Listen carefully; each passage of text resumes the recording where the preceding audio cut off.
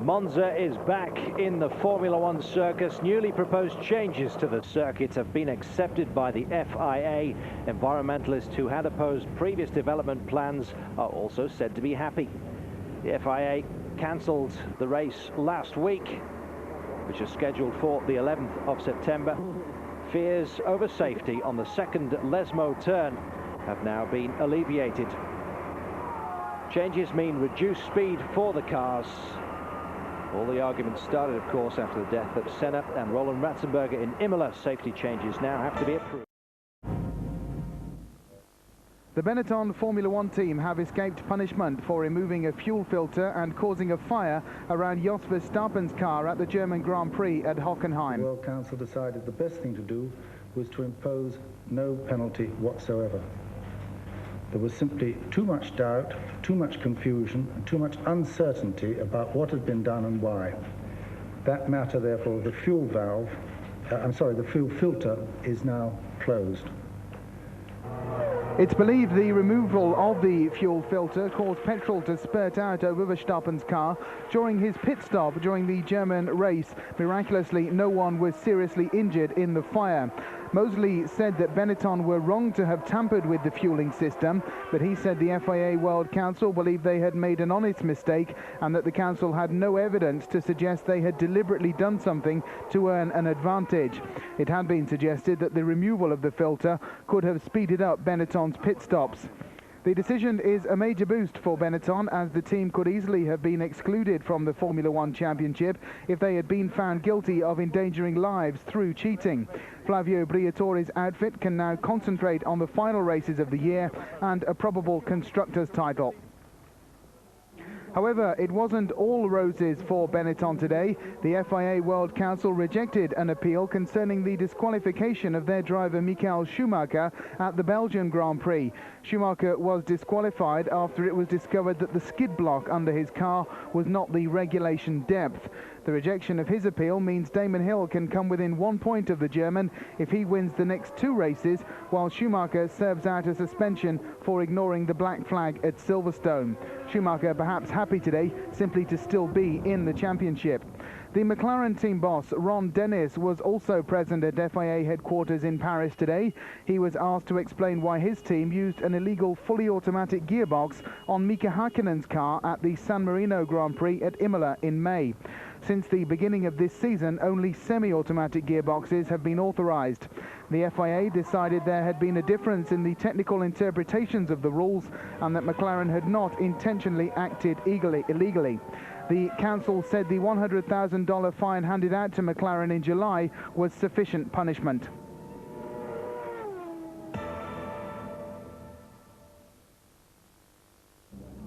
"10,000 spectators turned up in the Austrian town of Enstall for the annual Enstall Rally Classic, the event attracting famous cars and famous names for a little stroll down memory lane. A chance to see some of the great machines of the past.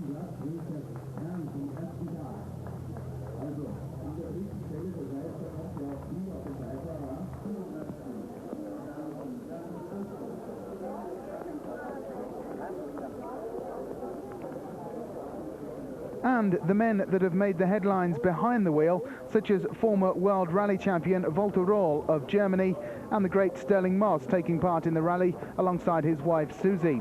But the man the crowd had come to see was Austrian Formula One driver Karl Wendlinger, making his first tentative steps back into the motor racing world 4 months after his accident at the Monaco Grand Prix, from which many believed he would never recover. It's still too early for Wendlinger to take the wheel himself, the Austrian taking part in the Enstall Classic as a navigator in a 1950 Mercedes that's still a far cry from his Sauber Mercedes Formula One machine. Well, doctors say Wendlinger has made excellent progress since his accident on May the 17th. The driver himself has made no secret of his wish to return to Formula One racing one day. For the moment, he's taking things just one step at a time. This weekend, Wendlinger will be a spectator at the Italian Grand Prix at Monza, and he will no doubt be watching his former and future colleagues with an envious eye.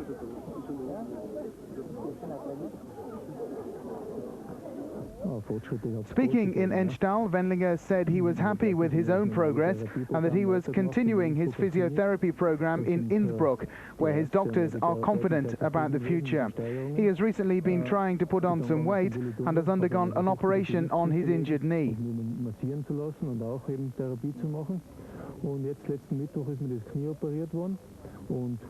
Wendlinger said he never believed he would be in such good shape so quickly. So let's hope it's not long before Carl Wendlinger is back on the track.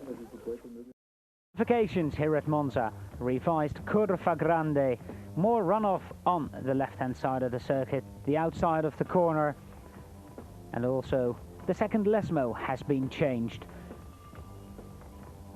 Resurfaced for 2.4 kilometers, 2.4 of the 5.8 kilometers has been resurfaced, and if we go down a little further on the left, you can see the gravel bed on the outside of Curva Grande. More runoff, and it's sort of 15 meters more on the inside, Mr. Enrico Ferrari says, and it was done following tests with Minardi here in September.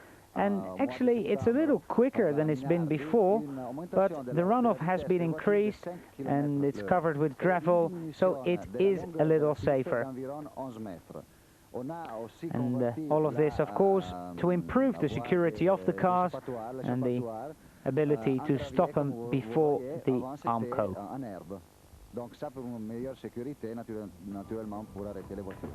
The other change, the second Lesmo. That's a much sharper corner now, it's third gear. And that follows after the corner we see now, which is the first Lesmo.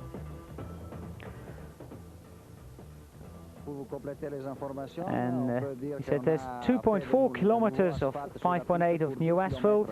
Last year we'd already done one Lesmo and there's resurfacing it.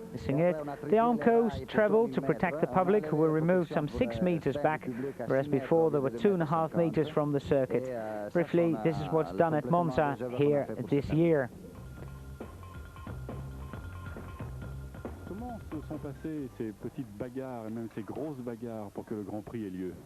And the mayor of Monza saying, well, a lot of work has been done to get the Grand Prix to Monza. Of course, we all know the story about the trees that had to be cut down because the track was unsafe, according to the drivers. And after long debate, finally, we're happy the Grand Prix is taking place. 30 sindaci che parteciperanno al Gran Premio d'Italia di Formula 1, e questo lo dobbiamo grazie a coloro i quali pensavano di espellere l'autodromo da Monza. A lot of people getting involved. President Berlusconi, he said yes, President Berlusconi got involved and basically told us he wanted this Grand Prix to happen, and I think without his intervention it wouldn't have happened. Il sottosegretario Letta a negoziare con Mosley e alla fine siamo tutti qui felici e contenti. What do the local people think of the fuss of maybe not having a Grand Prix here? Un senso di esproprio. He said, well, the local people love Formula 1, they want to have Ferrari race here at Monza, and they like to have a proper Grand Prix. E quindi la gente ha sentito proprio come qualcuno che volesse rubare l'autodromo e ha reagito molto compatto. And that is the mayor of Monza, who's very happy to have a Grand Prix at his circuit. Well, Benetton and McLaren had to face the World Council. They were cleared of all charges the Wednesday before Monza, and Johnny Reeve says, well, what basically happened is I cheated without doing it on purpose, and the FIA didn't do anything. I'm happy for the drivers because they're doing their job, they drive the cars, they take the risk, and it would be a pity to punish them, to take the points away. They have won. And the gearbox, he said maybe it was a bit more semi-automatic than others. Semi is allowed, automatic is forbidden, But gentlemen, thank you very much. You sit and listen to all the facts, and you can have an idea beforehand what you think ought to happen, and I think most of us do this. But when you then sit, you keep an open mind, you listen to the case against someone and you listen to the case for. When you do this for an hour or two, sometimes you change your preconceived ideas. That's really what a tribunal is for. And I think that certainly happened in Paris on Wednesday. Well, regarding McLaren and the gearbox problem, I personally thought it was allowed, especially as I'd heard that a lot of teams did so. But it's not because one has been caught that one must say that others were also using the same system. But what I'm saying is that there are a lot of people who interpreted the regulation the same way we did. So the decision that was taken by the World Council delights me. And over and above this, I would say that they've shown that they can make themselves be respected regarding the rules. They've also managed to calm things down, and now everybody has been warned the sporting spirit should prevail. Ça veut dire montrer qu'ils étaient capables de faire respecter les règlements, chose qui est parfaitement bien et tout à fait normale. Et bien aussi, ils ont su un petit peu calmer le jeu. Et maintenant, je crois que tout le monde est averti, tout le monde est au courant, et que le sport va prendre le dessus. Really is not McLaren's, it's the regulations, and the fault there is the teams failing to agree. But we have said we will interpret the regulations, and this is what we do. Had we thought that there was a deliberate intention on McLaren's part to subvert the regulations, then we would have imposed a severe penalty. What I was only interested was only the result of Benetton, and I'm completely satisfied. And not, I'm happy to, nothing happened to McLaren if you want, because Formula One don't need all this kind of controversy. I think so. Formula One what need is working together, have the better choice possible. As I said, the sponsorship. This I think is what Formula One need. As I was not part of all this talking forwards and backwards, it's very difficult for me to comment. I only have to respect that maybe Benetton came up with some answers, and they could not get them because they proved that the FIA couldn't find them guilty. So if this was the case, the decision is correct. We simply do what we have to do to uphold the rules, and I think as far as the most recent decision in Paris is concerned, we were generous to the teams, and that was probably the right thing to do in the circumstances, but it wasn't to make the championship interesting, it was because it's what we thought was right. Merci, monsieur. Thank you very much. Let's go racing. Eurosport, this is Yannick Dalmas making a return to Formula 1, the 92 World Sports Car Champion and 92 and 94 Le Mans winner. How long has he been back? He said, well, I haven't been in Formula 1 for 4 years. His best result came in Australia, 87. Your comeback is planned till the end of the season? He says, oh, no. At the moment, I would say it's just Monza.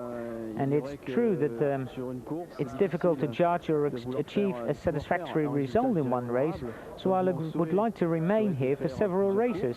The team would like me to remain here too. I'm already lucky to have been called to Monza to do the job by Gérard Leroux. I'm happy to be back in Formula 1, and a lot will be decided after the race. C'est peut-être pas facile, mais c'est bien de faire mon retour en Formule 1.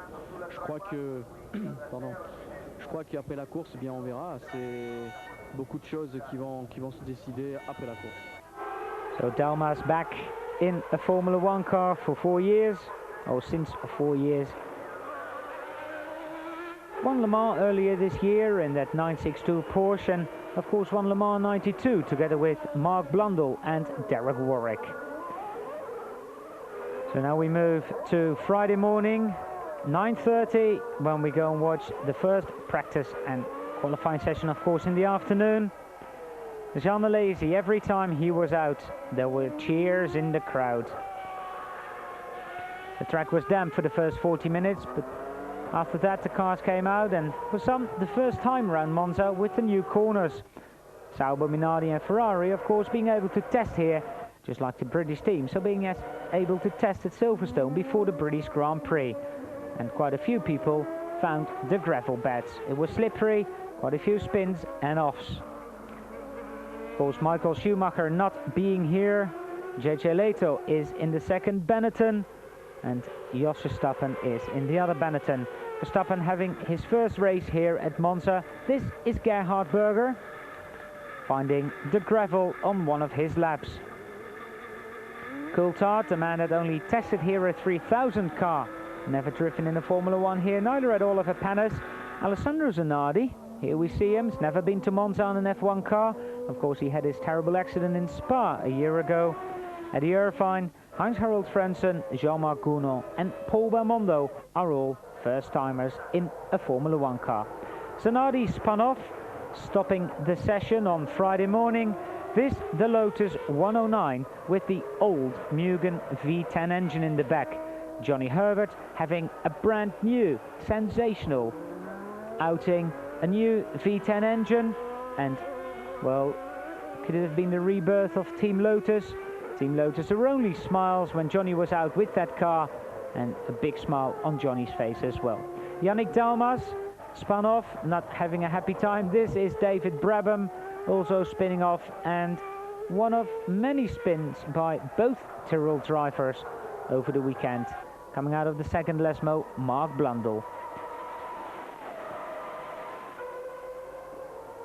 But the Ferraris clearly being favourites for pole position here at Monza. They hadn't been on pole position since 1982 when Mario Andretti took the pole position.